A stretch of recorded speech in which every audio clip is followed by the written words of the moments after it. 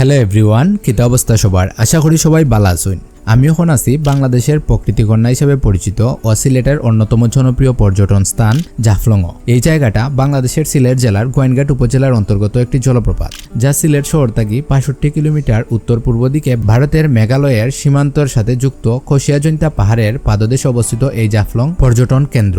এখানেও আরও আছে পাথরের উপর দিয়া প্রবাহিত পেয়াই নদীর স্বচ্ছ পানির ধারা, ঝুলন্ত ডাউকি ব্রিজ, উঁচা উঁচা পাহাড় ও নৈসর্গিক সৌন্দর্যে ভরপুর সংগ্রামপুঞ্জির জলপ্রপাত। তো প্রাকৃতিক সৌন্দর্যের এই লীলাভূমি জাফলং কিভাবে আইলাম, আইয়া কিতা কিতা দেখলাম, এইগুলাই আজকের ভিডিওর মাধ্যমে শেয়ার করবো।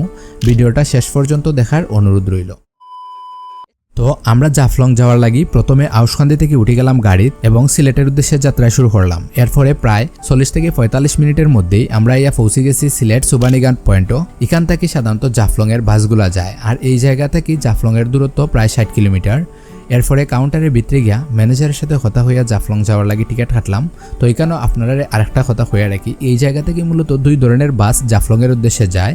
একটা হইল লোকাল আর একটা হইল গেটলক সিটিং বাস। লোকাল বাস যেটা আছে এটা একটু পরে বিভিন্ন জায়গার মধ্যে যাত্রী উঠানামা করে, যার কারণে সময় একটু বেশি লাগে। আর গেটলক সিটিং বাসের ক্ষেত্রে টিকিট কাউন্টার থেকেই পর্যাপ্ত পরিমাণ যাত্রী লইয়া জাফলং এর উদ্দেশ্যে রওনা দেয়। এইটা হইল আমরার বাস। আর এখান থেকে জাফলং পর্যন্ত আমরার ভাড়া পড়ছে জন প্রতি 150 টাকা করি। টিকিট কাটার পরে প্রায় 10 থেকে 15 মিনিটের মধ্যেই আমরা বাস ছাড়ার সময় হয়ে যাওয়ায় উঠে গেলাম বাসও ওইটা অমিত্রে আমি হইলাম। দুজন পয়সা ছিল তোর কিন্তু টিকিট কাটছি না, কেউ যদি আয় উঠে যাই অনলাইন টাকা নাই, এর লাগে তার টিকিট কাটছি না। এই যে আমার লাগে ঘুরতো তারে বয়াইছি, এখানে সিটিটা খালি আছে, কেউ যদি আয় তো উঠেই তো ঠিক আছে নি। এর মধ্যেই আমরা বাস জাফলং এর উদ্দেশ্যে যাত্রা শুরু করছে।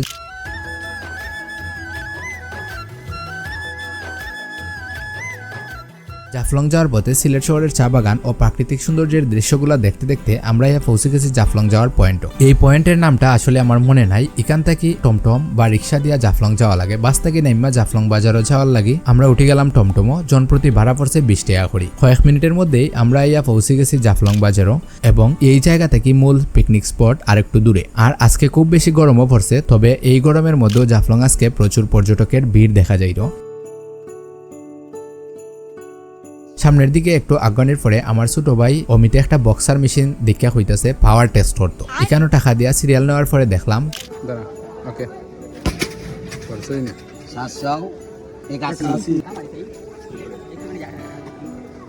তার প্রথম হিট হয়ে গেল কি মিস। এরপরে কইলাম আবার ট্রাই কর।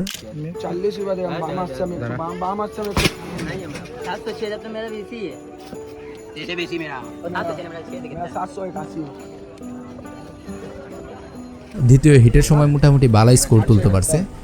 এরপরে আমরা এলাম জাফলং এর নৌকাঘাটও।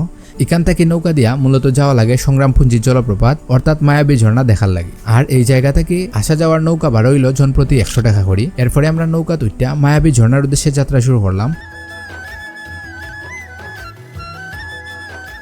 এখন আপনারা যে দৃশ্যগুলো দেখতে পাররা, এইগুলাই মূলত বিভিন্ন পিকনিক স্পটের পাথর অদৃশ্য হওয়ার মূল কারণ।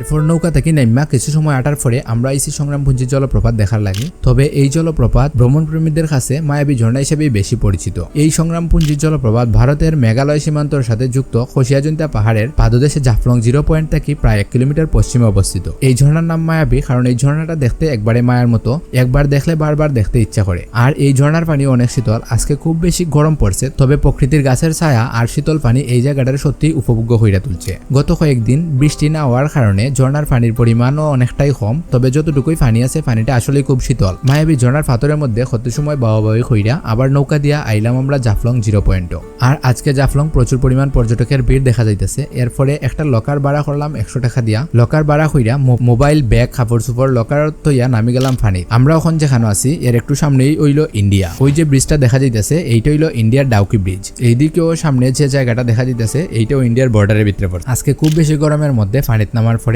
আসলে অনেক আরাম লাগে। আর এখানে আইয়া সাঁতার কাটার সময় আজকে অনেক বড় একটা দুর্ঘটনার শিকার হইলাম নে।